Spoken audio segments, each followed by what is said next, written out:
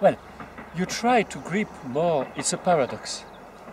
You try to grip more sun in a more Mediterranean climate, in a cold, humid soil, in a rather northern country, which makes that in the same time you can have a fruit very voluptuous, but with a long vegetation cycle, because the clay is cold and the humid limestone is like a big sponge, so it ripens late, and in the heart of the opulence you harvest at the autumn, and you have an aromatic dynamic of fresh septentrional fruits. So it makes that it can be voluptuous and refreshing and elegant and digest, you know.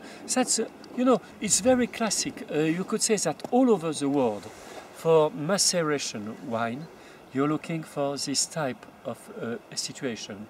So there is another thing. We need, if you think that a wine has not to impress you by its strength, but has to make you dreaming by the aromatic music, you know.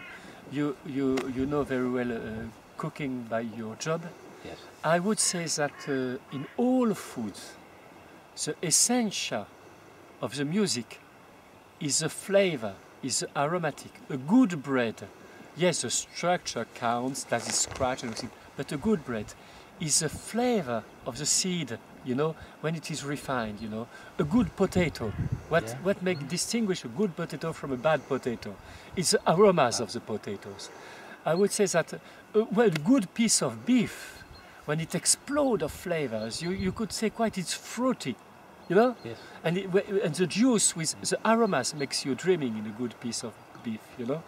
And I would say in wine, it's the same thing. It's an explosion of the aromas in the mouth, and these aromas they come where it's intriguing, and when you get emotion, it's because these aromas they come directly from the fruit, from the growth, where has grown the vine, from the vintage, how did get ripe the fruit, and in the same time, these aromas come from something extremely worked through a long history of the know-how, you know. Let's say 6,000 history of the know-how, you know, and it makes something extremely civilized and refined, you know. In the same time, it's a pure fruit with no adding of aromas, pepper, oil, nothing, you know. See, it's this kind of emotion of something which is at the same time authentic and highly civilized and worked, you know, and makes some things which has more depth, you know. Yeah. So if you talk about the structure, we need a certain degradation of the structure to get the profoundness of the flavor and lose the stupid strength of the structure. We have to leave the modernist idea of people saying, "Ah, this is a strong, powerful, huge wine." When you feel the hammer of the wine, of the structure, you can say it's impressive, it's not emotional.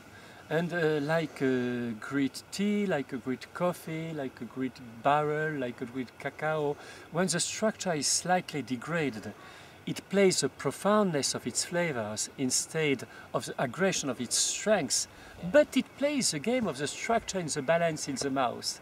The question would, I would say quite, in the balance between the round flavors and the structured flavors, it's better to make the balance in the mouth by the aromas than by the acidity and the aggression of the flavors, you know.